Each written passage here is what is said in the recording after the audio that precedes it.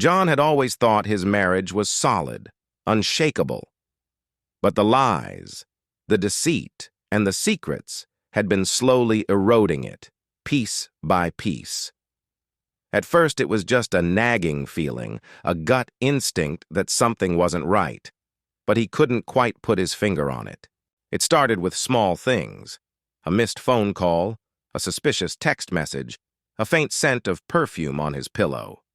John's mind began to spin with worst-case scenarios, but he pushed the thoughts aside, telling himself he was being paranoid. Then, there were the inconsistencies in her alibis. Lily would claim she was at home watching TV when in reality she was out with friends or running errands. The excuses grew more elaborate, and John's skepticism turned to suspicion. One evening, while browsing through his phone, he stumbled upon a conversation between Lily and a man named Jerome. The name didn't ring a bell, but the tone of their conversation sent a chill down John's spine. They spoke in hushed tones, their words laced with intimacy and affection. John's heart sank as he realized the truth.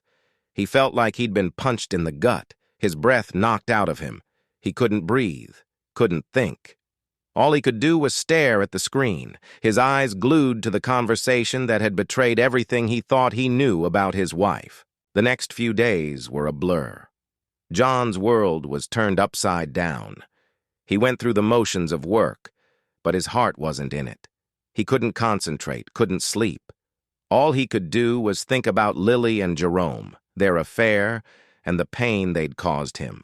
One evening, as he was driving home from work, John saw Lily and Jerome together.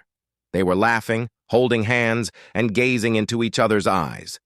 The sight cut deep, and John felt a wave of emotions wash over him: anger, hurt, betrayal.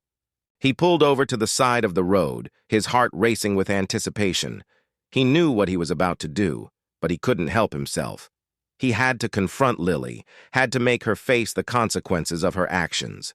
As he approached their home, John could feel his anger simmering just below the surface. He took a deep breath, steeling himself for the conversation that would change everything. He knocked on the door, and when Lily answered, he saw the guilt written all over her face. "We need to talk," he said, his voice low and even. Lily tried to brush him off, but John wouldn't let up.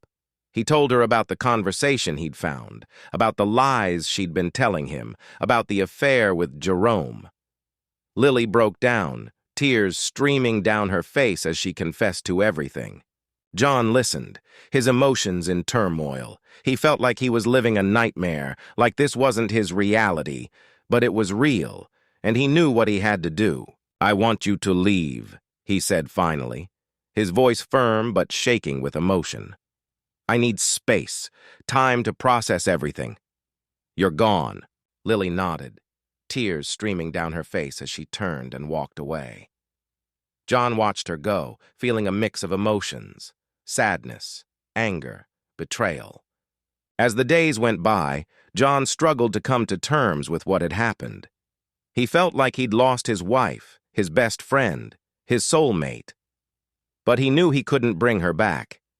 All he could do was move forward, pick up the pieces of his shattered life, and try to find a way to heal.